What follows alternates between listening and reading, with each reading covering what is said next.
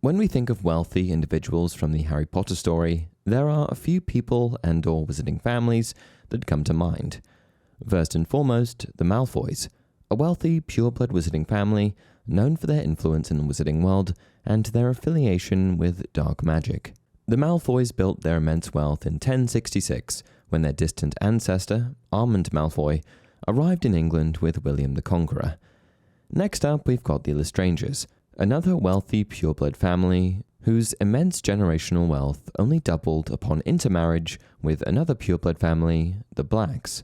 The old goblin obeyed, pressing his palm to the wood, and the door of the vault melted away to reveal a cave-like opening crammed from floor to ceiling with golden coins and goblets, silver armour, skins of strange creatures, and a skull still wearing its crown. And finally we've got the Potters. Harry Potter's wealth in the Harry Potter story is certainly no secret, and we're exposed to it as early as the Philosopher's Stone, when we're first introduced to Vault 687 at Gringotts. Harry has piles and piles of gold, and his immense wealth is mentioned time and time again throughout the Harry Potter story. As it turns out, the Potter family fortune started with the founding patriarch of the family, Linfred of Stinchcombe, a revolutionary potioneer that began to amass riches in the Potter name. Following him in the family business was Flemmont Potter, Harry's grandfather, who had all sorts of success of his own.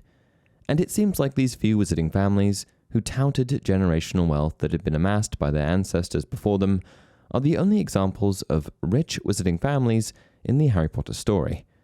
But what if I told you there was a man out there far wealthier than all of these families combined, and that he lived in a rundown old shack on the Hogwarts grounds? Enter Rubeus Hagrid. Today we're going to be exploring the Harry Potter theory that Rubeus Hagrid was, secretly, wealthier than them all. Let's dive in.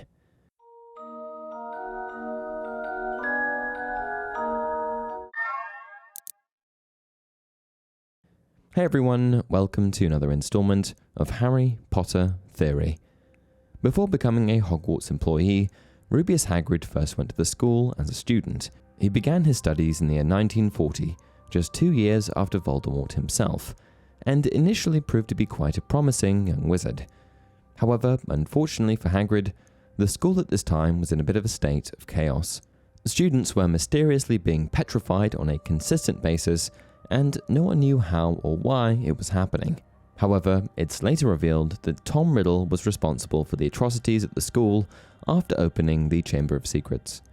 And when a student was finally killed, a witch hunt began to figure out who exactly was responsible for the crimes. Riddle, who was concerned that the school would be closed, then threw Hagrid under the bus and framed him, explaining that the attacks were the doing of Hagrid's acromantula, Aragog. Unable to point the finger at anyone else, Hagrid was eventually held responsible for the attacks and subsequently expelled. However, he was allowed to continue working at the school at the request of Albus Dumbledore. It was in the year 1943 that Hagrid began his formal training for the position of gamekeeper at Hogwarts, at that time working under the existing senior gamekeeper, Og. And what this means is that Hagrid has been an employee at Hogwarts since the 40s, marking 48 years of employment by the time Harry starts attending the school. But now you might be wondering, what does all of this have to do with Hagrid secretly possessing stacks and stacks of gold galleons? Well, there are a number of things to consider here, starting with perks. Like I mentioned before, by the time Harry starts attending Hogwarts, Hagrid has been working there for nearly 5 decades. And what this means, of course, is that Hagrid has earned an annual salary from the school for nearly 50 years. Salary is a major determinant of your ability to save, as it dictates the amount of disposable income available after necessary expenses have been paid.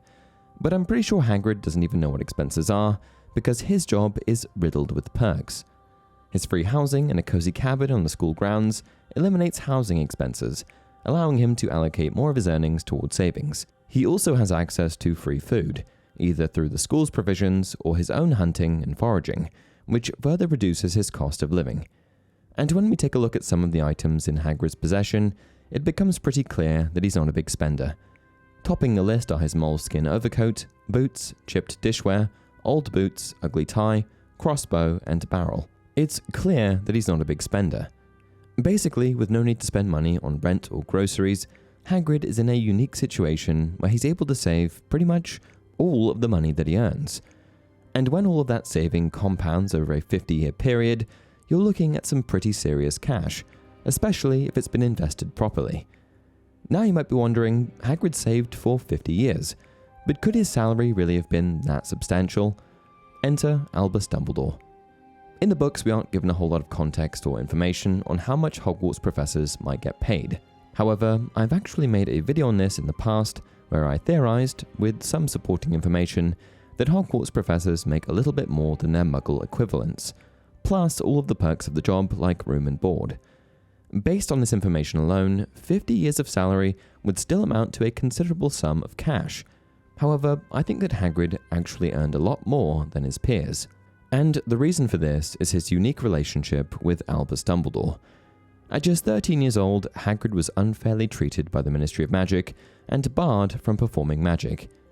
And had it not been for Albus Dumbledore, who stepped in and helped Hagrid get a job, he would have been put in a really tough spot. With no magical education and a complete barring from performing magic, it's unlikely that Hagrid would have been able to secure a job.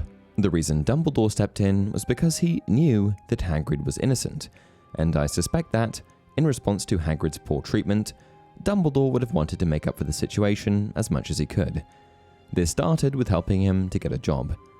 But by the time the mid-60s rolled around, Dumbledore had become headmaster, which put him in the unique position of determining what his professors' employees should be paid. And when this time finally came, I suspect that Dumbledore would have given Hagrid a considerable boost in pay in order to make amends for the wrongful adversity he faced in the past. We know that as headmaster, Dumbledore was incredibly fair. He even offered to pay Dobby, who would have worked for free, 10 galleons a week. Professor Dumbledore offered Dobby 10 galleons a week and weekends off. But Dobby beat him down, miss. Dobby likes freedom, miss, but he isn't wanting too much, miss. He likes work better. But for the man he trusts his life with, I suspect the pay increase would have been significant. More clues. Now that we've established that Hagrid likely stockpiled a generous salary for many years, next I want to take a look at a number of clues which suggest that Hagrid had quite a nonchalant attitude towards money and valuable things. An attitude that someone with, a vault full of gold would have. In no particular order, here they are. Just before Aragog's burial, Harry bumps into Slughorn, and when Slughorn learns of what Harry is up to, he notices an opportunity to collect some acromantula venom.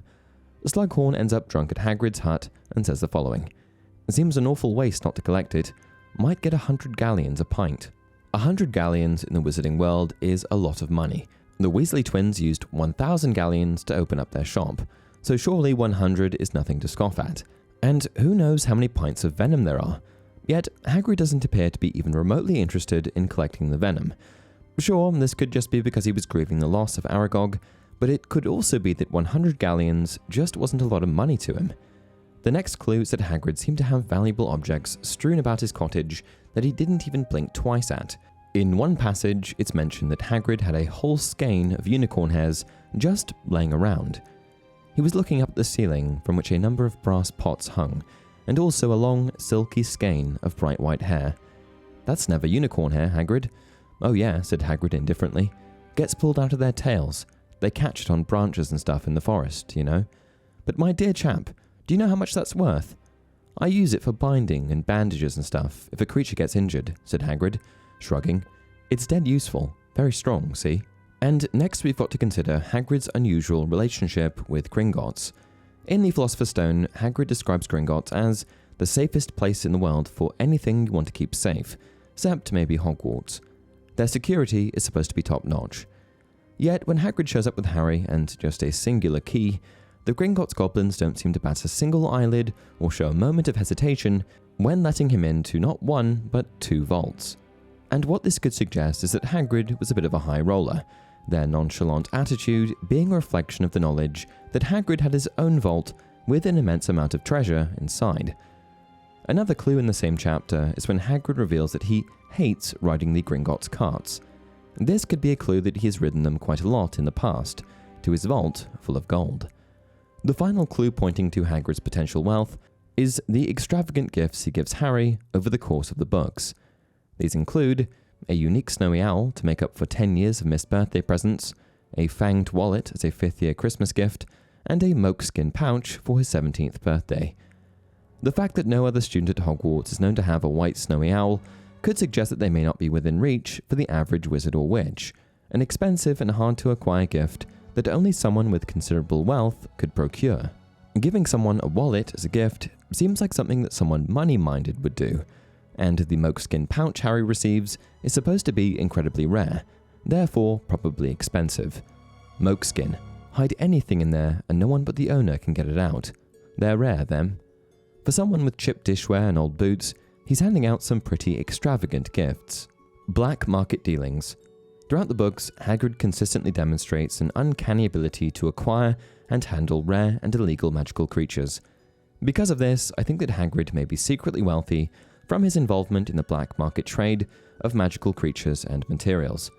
Dragon eggs? Hagrid's got them. Three-headed dogs? No problem. The fact that Hagrid is able to consistently acquire new and illegal creatures could be an indicator that he has black market connections. There's also the fact that he's somehow able to purchase these creatures. I'm no expert, but massive three-headed dogs can't be cheap.